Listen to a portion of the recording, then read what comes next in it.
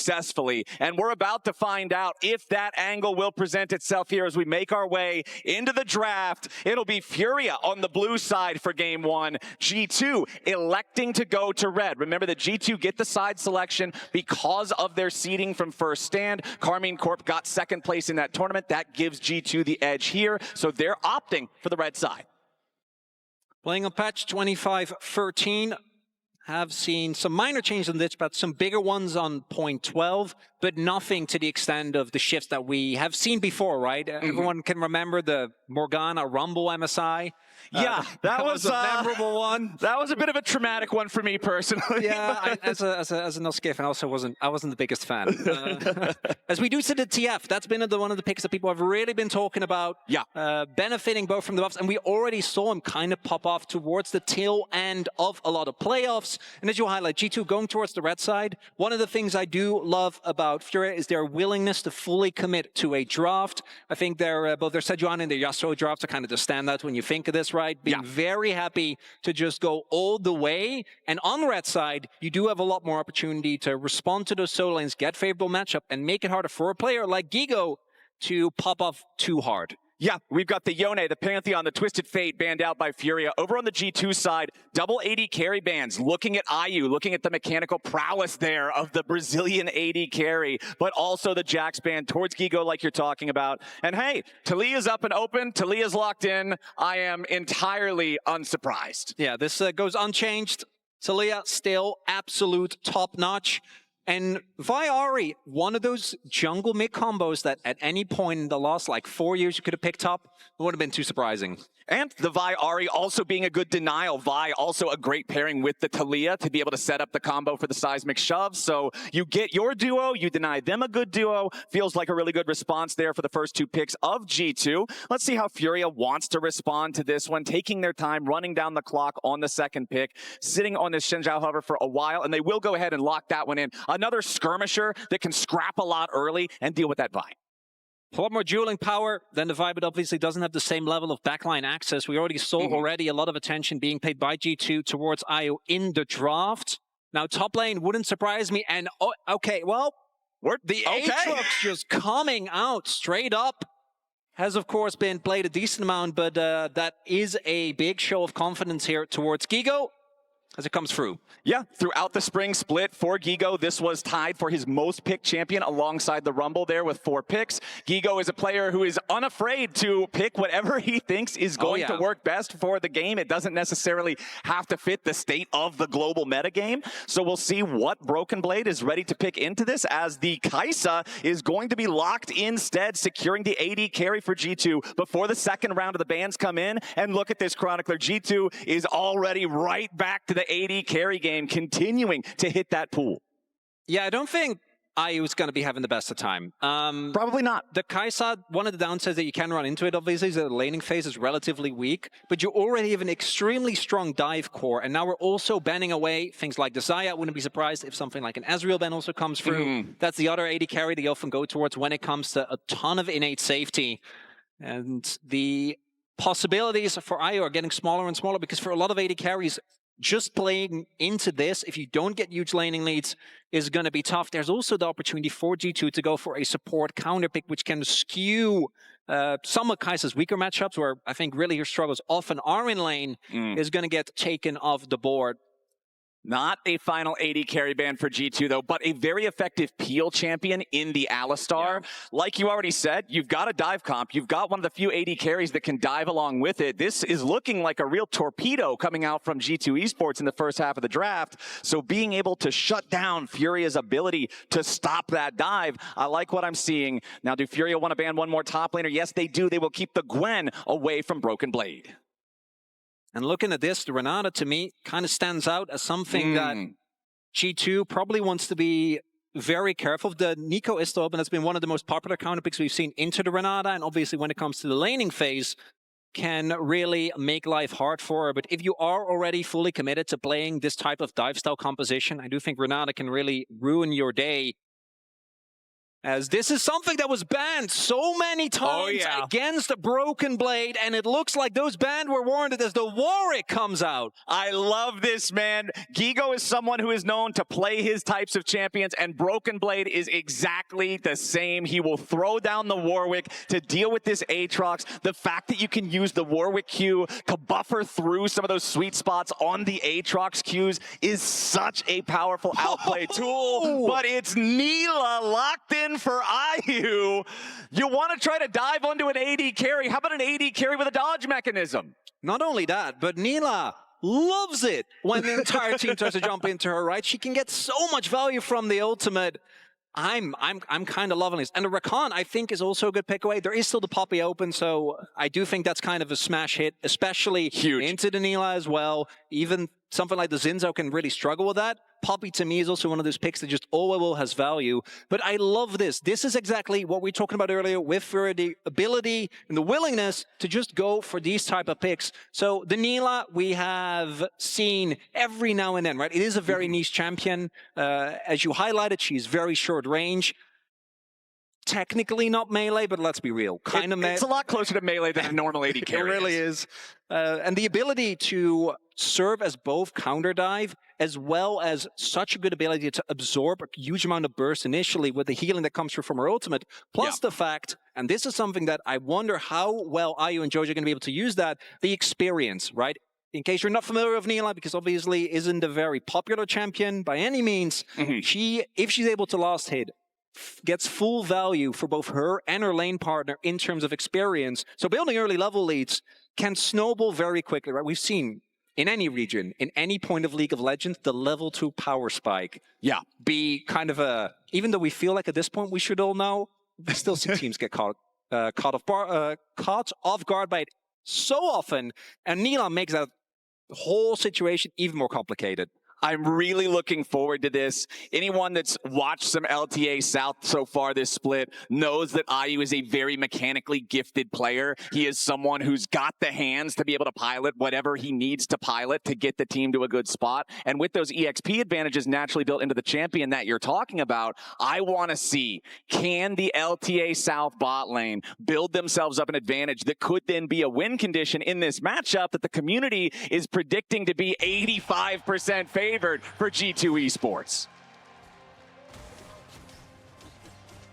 As we get into game, can't wait to see what we're going to have ourselves here today. Flowers, as looking at the rune setups, not seeing anything too out of the ordinary just yet. The other thing, as we talked a lot about the TF, that is definitely going to be a token board this tournament, is that unsealed spellbook that we see here on Jojo. A rune that got buffed a couple of patches ago. We already saw so many supports go to it in the playoffs, and no different here. Right, you lose some of that early trading power that you might have with something like a Guardian or similar, but as the game goes forward, you have so many more options. You have so many more ways to just catch your opponents. If they're not on top of it, always keeping track of what you're doing, there's plenty of opportunities to manage to throw a curveball at them. As we see Hansama and Labrov make their way into the bottom lane, looking for early positioning here in the side brush, but IU is going to see Hansama there. New Broken Blade here. As you already highlighted, there is the ability for Broken Blade to deny some of the CC that comes through from Guigo. But I also think it's important to note how Aatrox works in a lot of matchups. He basically functions like kind of a soft poke champion, right? You're really just looking to get Q1 sweet spots. Eventually you hit enough CDR, but you don't want to go up against this lethal tempo Warwick because it might look like he's low.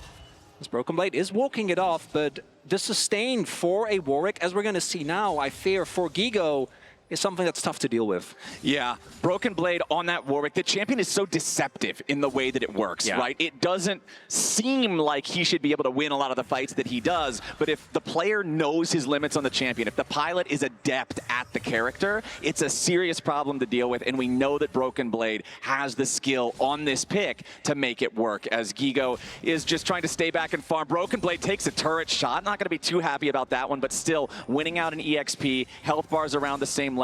Broken Blade just wants to get this wave crashed in, looked for an extra Q there for a quick trade. Gigo with a nice little punish with a Q2 of his own, and Broken Blade's going to get the full crash. Yeah. Also do note, we have seen iterations of this Warwick where you play with Barrier, which is true. Like you can the solo straight queue up, style. you can straight up 1v2 or 1v2, right? If the enemy jungler shows up, very important that ward also highlighted. We see the ping. They did see it go down, but Broken Blade wasn't really in a position to get ganked because he did get his crash. It was just backing off. But there was also the knowledge on G2. I think also Jojo showed up a little bit late towards lane. Looking at bot lane, though, we already see a very early back forced out, and I was talking about the relative lack of laning strength of a Kai'Sa, but if you get an early lead, and also the Poppy obviously does really shift that matchup, because what you're going to do as Rakan into the Poppy, your early burst is something that needs to be respected. We see early lead already being built there, and no experience actually going over, because again, you do need to last hit on the Nila to get full value of that passive. Okay, Tatu just going to clear out that topside Scuttle Crab. You can see the bottom one was already secured there by Skumon from G2. As looks like we might see Tatu try to make something happen up here, but he is going to walk over that ward in the Pixel Brush that was placed down by Broken Blade. So Broken Blade knows, hey, just play it nice and slow here. Allow this wave to continue pushing up. Don't go too crazy here onto Gigo. Tatu already taking his back as Broken Blade. Just again, trying to constantly be as aggressive as you can, using those Qs on cooldown with the Warwick. Nice slam into the wall there from Lebrov on this Poppy. Steadfast presence on the back end of things just to try to make it so if Jojo jumps in and then tries to battle dance back out, he will be interrupted. And I do want to keep an eye on how effective Lebrov is with these steadfast presences this game. It's very powerful against Rakan. It also has pretty great effect against Xin Zhao, Nila, and Aatrox as well. Just super, super good pick, I think, here on the R5 for G2. It really is, and it also takes it out as Broken Blade had to flash away. Gigo nearly got him there on the solo kill. That was death's door for the dog. Yeah, we talk about wanting to be low on Warwick. Not that low. That was 20 HP. That was a little dangerous. Fortunately, in this case, he does have the teleport available, so that won't be too heavy of a payment. But losing the Summoner does mean that it might provide an opportunity to get this Aatrox out of the lane. He is going to use it immediately, I imagine, to try and maybe get an opportunity to play elsewhere on the map, because I don't think Broken Blade in time would have been able to really get the shove. Obviously, Warwick early on doesn't have the greatest wave clear. Does rely on his items to really get that going. You do need to be careful, though, in this longer lane. I know he just went back. Broken Blade, he's still going. The Lethal Tempo stacking. Yeah, Broken Blade's looking to keep this one going on there. Wants to find the fear. Gigo flashes away from it so he doesn't get hit by the CC, but Gigo's going to need the Qs to come back up yet again. Q2 hits! First blood solo kill for Gigo in the top lane. Broken Blade is down, but now G2's looking for a counter punch here in the bottom side instead. Ayu's going to be in some danger. Slam back into the wall from Lebrov, but now dashes away to try to escape. Flash from Hans Sama, and G2 evens up the score. Really big that they get the kill there onto Ayu, because they needed to make an immediate cross map. An unforced error there as Gigo just straight up solo bolus. The counter pick Warwick.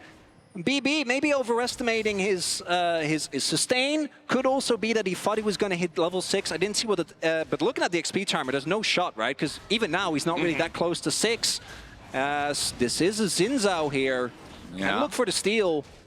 Tatu throughout the wind becomes lightning, but didn't find a target with it. Now jumping in after Lebrov. Jojo's ready to show up. We will at least get a smite fight over this. As there it is, TY for Leash. FURIA secures themselves the first Drake after G2 started it up in their faces. They go to 13. Got the Drake. Doesn't matter. As there we saw, G2, again, understandably, that you want to try and get Drake as well. You just got a successful playoff towards the bot side. As we take a look here, and if you have barrier, I can see this work, right? Like, and it's something that we often go towards. Even then, I think it is really risky, but you have so much build and sustain on the passive on your W. But even without that level up, like, this wasn't particularly close. And you see, BB as well knows this was... It didn't even feel like it was a necessity, right? There's situations where I feel like if your wave state is really rough, well, you need to... But the wave state was fine. We might just have another problem here, Chronicler. As right back in he goes. Gigo's trying to make this one into another solo kill! Gigo is making Broken Blade look foolish in this 1v1. Yeah, the first one, it happens, right? Sometimes you just overestimate how much sustain you have. That one, though, that can't happen. You can't just be giving leads like this as Gigo on the Aatrox, full of confidence, understandably, has the ultimate available. And if Broken Blade goes for this plays approximately a couple of seconds later, maybe it's fine. The timing there again, Gigo able to simultaneously stack his Conqueror, walk away from the fear, and then here he still gets the damage off, and the Executioners means that Broken Blade doesn't heal that much. Skewmon sees this like, if I go into that Aatrox when it's clear my work's I'm going to get blown up. Like, there's no shot that you win that. There's just not enough damage. And the miscommunication there, the timing from Broken Blade not quite on point, but then we look at the gold graph, and we do need to talk about the bot lane situation. Yeah. Because that one is looking a lot better for G2, and it's why they're still sitting on a gold lead. Exactly. Hansama and Labrov have built themselves an impressive lead down here in the bottom lane. Caps now having to use that Spirit Rush to get away from Jojo, who did go for the grand entrance after him. Caps only needed the single charge, but forcing the ulti out. Still going to be a win there in the mid lane. At the same time, it looks like FURIA is now going to collect all 3 grubs, no contest. So both of the first neutral objectives go over to the side of FURIA and Tatu. They are still down in that gold like you talked about. Hansama is still up almost 4 full waves of farm in that Kai'Sa versus Nilah matchup down in the bottom lane. And back to what you were talking about earlier, all those lesser last hits for IU are an even bigger problem because of the nature of Nilah and her passive. The funniest thing though, despite everything, if you look at IU, he's still ahead in experience. Even and that kind of. But imagine where he could be. I know, it could be so much better. And that's kind of puts into perspective the value of the Nilah. Nilah to me is also one of the picks where her first spike feels okay, but particularly when you get to that traditional breakpoint for AD carries, you know, the free item spike, when you get all your crit online, but she becomes so tanky because with the amount of healing that is in her kit, as you get later into the game, there's obviously going to be more of a 5v5 situation, and actually shutting her down becomes really hard. That said, Hans has set up literally every single member of his team as Labrov. Should be fine here, but they're going to chase for a little bit longer, it looks like. Yeah, slightly more at least. Jojo goes in further than everyone else. This might have been a bit of a miscalculation here from Jojo. Nobody else on FURIA following up on that play, so Jojo just getting a little bit too excited, maybe a bit ahead of himself. Loses half his health bar for it, luckily not forcing out any sums though. Yeah, not the end of the world. We do see, I think we saw some hesitation there where they're like, is this a trap? Yeah. Like, are we being baited in? It wasn't, but obviously FURIA doesn't know that as Gigo on his way. The timing could be here for Skewmon to save his top laner. Yeah, this would be a big one there for Skewmon. Immediately Broken Blade trying to jump in with a counter ulti as Gigo has gone too far, but it's a beautiful shutdown from Skewmon. He's ready to chase him down with a high ulti. Toots tries to escape with a seismic shove defensively, but Caps is on the hunt. He clears the unraveled earth. Another charge of the Spirit Rush is ready to go, and Toots is trapped as the feat of warfare is claimed by G2. Oh, the blast cone. They didn't quite get him to safety the way he was hoping for, and that is a big, big win here for G2 as they get really 2 uncontested kills. There's no cross-map available. That is also a shutdown, I'm pretty sure, going over there from Gigo, and that dive towards topside felt like maybe a little bit too telegraphed. Skewmon in the correct position. Yeah. And even a Talia wall can't get you away from Vi. Unfortunately... Let's see, doesn't look like we're gonna get a whole lot more here, but I do want to give props to Skewmon playing in his first international event, being able to have the game sense, have the knowledge, have the presence to stop what would have been another disaster up there in the top lane. If Skewmon's not in the right spot, all of a sudden Broken Blade is even further behind. Skewmon. Toots now could be in a bit of a rough spot himself. Skewmon, ulti not quite ready to go again on the Vi just yet, so Toots can get plenty of distance in time as FURIA is going to start up the next Drake themselves, but they got to be careful. Hans and Labrov might be able to stop him, but instead Hans is going to get caught out, has to use Killer Instinct defensively, and now Skewmon is coming in for the counter attack. FURIA have overplayed their hand yet again. Labrov is ready to flash forward and try to make something happen when it becomes lightning firing right back. Tatu down to 50 HP. He's got to continue his retreat. Nobody dead on either side, but G2 has the full health jungler and control over the Drake pit. Really big win for G2 because they get a bunch of sums with that as well. As we do see, Tatu had to use his flash. He also used there for Jojo. And they get a dragon. And the first dragon plus the first couple of grubs went over, well, the only couple of grubs now, obviously, went over to FURIA, but not going to be continuing that objective stacking. And this is kind of what I think unfortunately happens often, right? Like the early laning, it looked great, but when it comes to these movements on the map, this play just a little bit too telegraphed. And now you see that TP coming in as well. They were ready. They knew this was coming, right? The wave crash was obviously being prepared, as there, unfortunately, doesn't quite make it out. As that's one of the longest files I've seen. Yeah, that was cross-country vialty. And then you mentioned the blast cone. Kara, with Caps only having a single charge on his ult, I think he would have gotten out, especially with the Talia passive. If he just gets to the turret, I think he might have been fine. Caps still did have flash, so maybe he dies nonetheless. But that's definitely going to sting. And now, gold lead being further built upon there for G2. Yep, 30 seconds left until the turret plates fall. The Drakes are 1-1, so it's not like FURIA is starting towards a Drake stacking win condition, really. Yeah. They got 3 grubs, that's going to feel nice, but grubs are always more of a down payment objective, right? You still need to be able to get plates, you still need to be able to get turrets with them to really get great value, and if G2 is commanding a solid gold lead, it's that much harder to make that happen. Broken Blade obviously has been the one struggling the most in the early game here for G2, but on the Warwick now, just continuing to try to farm up, make sure that he stays relevant for when it gets time for those bigger fights so that they can deal with FURIA in a team fight scenario. Let's see the ward getting spotted there. Oh boy. Broken Blade defensive ulti, trying to walk away. Skewmond flashing out of the way there of the seismic shove and unraveled earth. Remember, you can't use the vault breaker over it or the rocks are going to interrupt you. Uses the flash instead since it's a blink and manages to get to safety. But that first turret is going to fall and it'll be FURIA taking it. There is the payday on the grubs right there for Toots and FURIA. Will be answered by a turret towards the bot lane. I do think, although it looks like Hans instead going to go for the base, which makes sense because Herald is spawning in about 15 seconds. So minions are going to crash here. TP not quite available for Gigo just yet, and Skewmond does get found here. Yeah, Skewmond TP trying to get out of this one. FURIA's ready to commit to it. Toots is coming in. We're going to need to see a seismic shove, but Lebrov and Caps playing protection, stopping this from working out. Broken Blade thinking about joining up with the fight if he needs to, but instead goes back to shove out one more wave. Does have the Tiamat now on the Warwick for the extra wave push capability.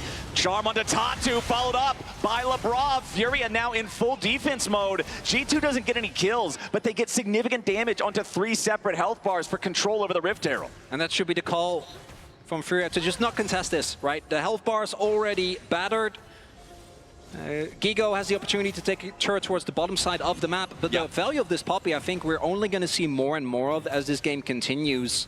The ability to turn fights into a moment's notice, get yourself a numbers advantage as the Herald goes through, is traded. So right now, FURIA ahead. Once the Herald comes down, I imagine towards the mid lane often used there just to ensure that you get as much map control as possible.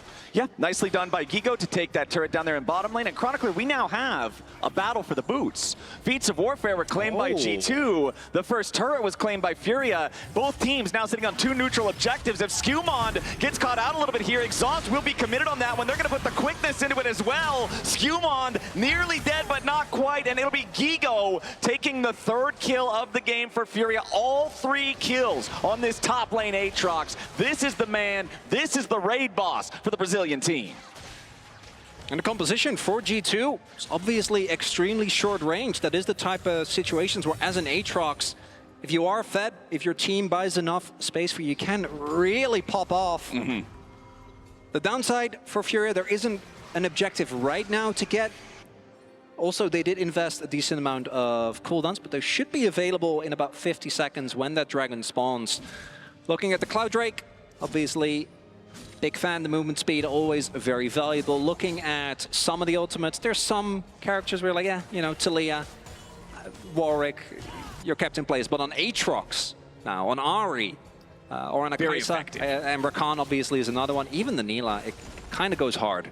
And I mean, even if we're not considering the ultimate boost, just the basic movement speed boost that you get from the Soul is always... movement speed and range are the two strongest stats in League of Legends, just right? Walk. Like, yeah, just walk faster than the guy can dash. You don't have a problem. As Gigo might have a problem here. It's a three-man play coming in from the side of G2. Boy. Lebrov and Skewmon ready to join up for this one. But the early flash from Gigo to get himself out of the range of danger guarantees that G2's collapse will not result in a kill. They've still overloaded this bottom lane. They're still looking to force down the tier 1 turret, and they should be able to get away with it. But now FURIA pushing the tier 1 over in mid at the same time. Broken Blade might get cut off. Tag with the wind becomes lightning. Toots trying to get away alongside Ayu, but Toots is going to be your target as Hans Sama looks for a little bit more damage. Apotheosis from Ayu. A lot of damage back into Skewmon. Tatu's going in. Ayu's got the kill into Skewmon, and now Broken Blade's in the middle of everybody. A double kill back over to Nila. G2 have lost 2. Lebrov trying to retreat now. Caps caught out. Shot down. Triple kill. Ayu. Guys, that's a Nila! Just jump into her like that. It's a delayed engage. It's kind of staggered from G2 as Ayu might straight up die. Yeah, Ayu should be fine. Okay, he's good. He had the minion. Fine. He had the minion. It was calculated. Oh my God, he's the good. mode game on point as well. Yeah. He's got this, and at the same time, FURIA has now earned themselves control over the bottom side river. Yes, they barely miss out on the tier 1 turret mid lane. 1 minion auto attack will kill that later on. The Dragon is going to go over to Tatu. Hans Sama in a bad spot here, has enough distance to escape the infernal chains. But what about the Rakan? What about the grand entrance? What about Hans Sama's exit? FURIA 7-3, 2,000 gold ahead. And G2, these traps from FURIA, they keep falling for it as we take another look here. The big thing, again, with Nila is that if you don't 100 to 0 her, it's so hard to actually get value. And instead, it looks like they're going on Toots, but this is a Talia, right? Actually getting on top of her is kind of hard, and they just don't have the damage with just the 2. They're kind of caught off guard, I think, by the amount of people that are ready. Gigo even comes in from the back there. And a lot of the previous... Oh, Lebrov. I don't think we have time to talk about previous plays, my friend. We're already into the next, and Lebrov is already going back to Fountain. And on the previous kills, even the solo kills, I don't think those were necessarily of too much value, because they're just kills. It's a little bit of money. But as we saw, the gold lead didn't meaningfully change. But now, the Drake went over, right? Mid lane turret has fallen for G2. They are rapidly losing control of this game. And if we start to see an Otacon setup here, that is a possibility for G2 to find an angle back. I've seen so many teams not respect the fact that Otacon turns everyone on your team into a paperback. So I do hope that FURIA is careful with that. The B1 Talia, though, for me, is the biggest pickup as all.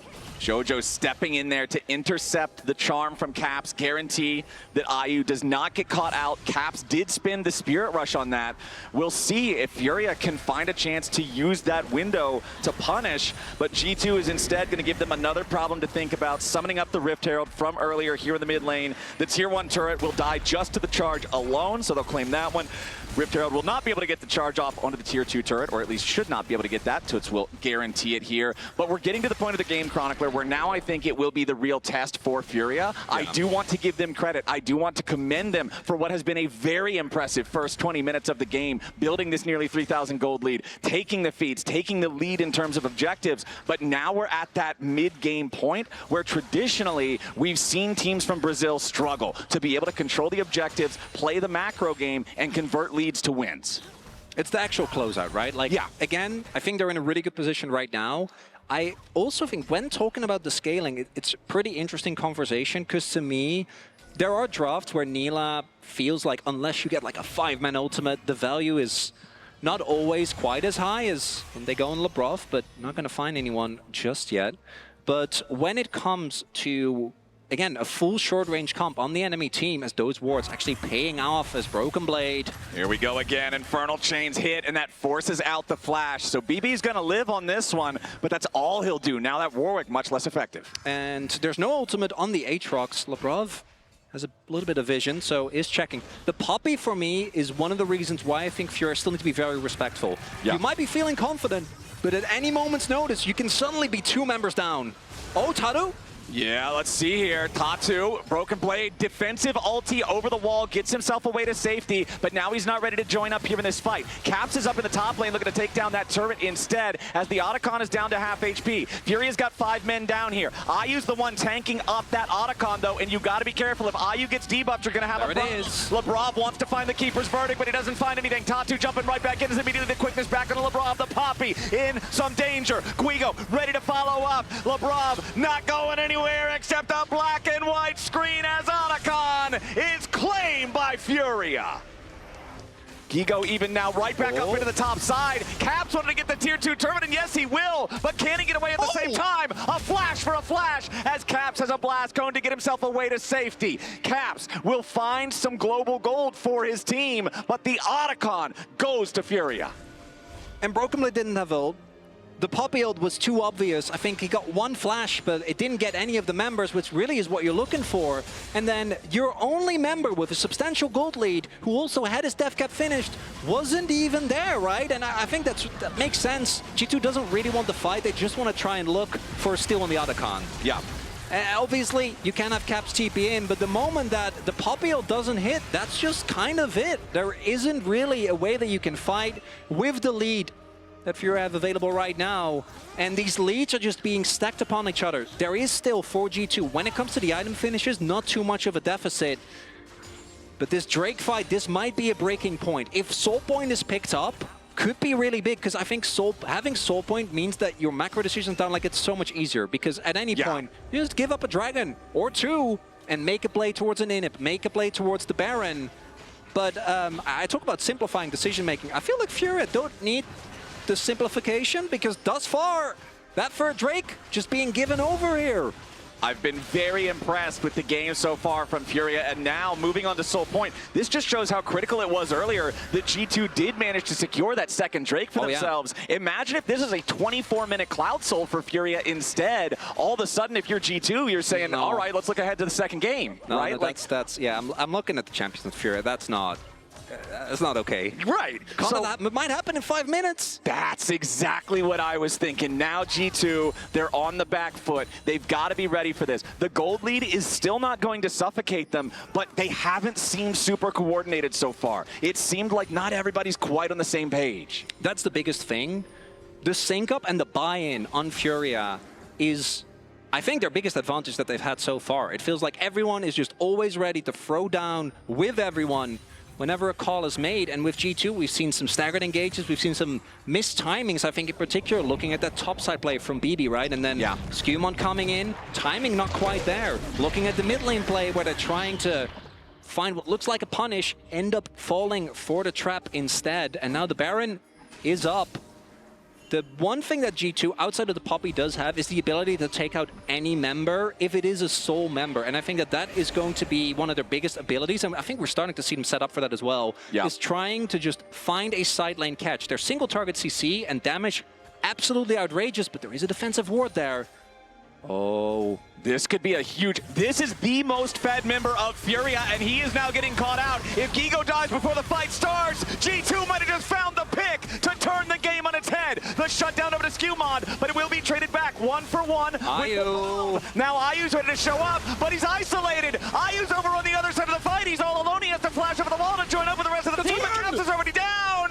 Tatu's got the kill on the Caps, and Toots is not done chasing. Broken Blade and Han Sama are on the run. Toots flashes over the wall, and BB tries to bite back, but the dog's been declawed, and Broken Blade is down again. Right when it looks like G2 found their moment, FURIA found G2. That's Nash.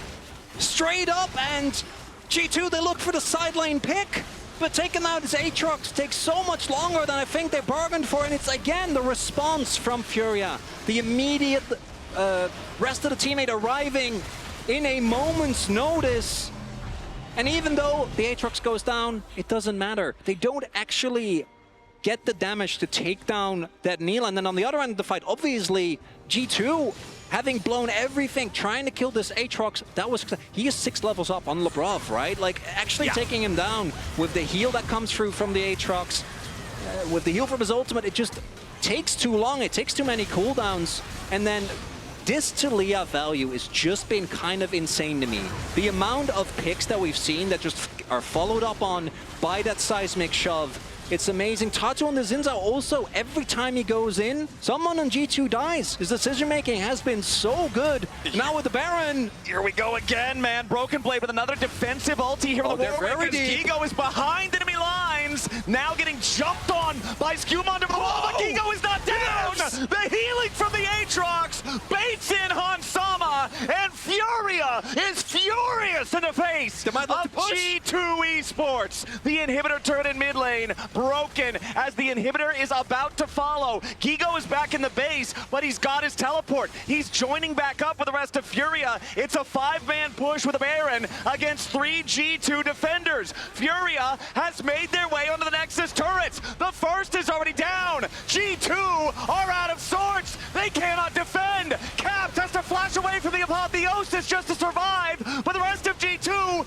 cannot do the same. FURIA win the first game of MSI 2025.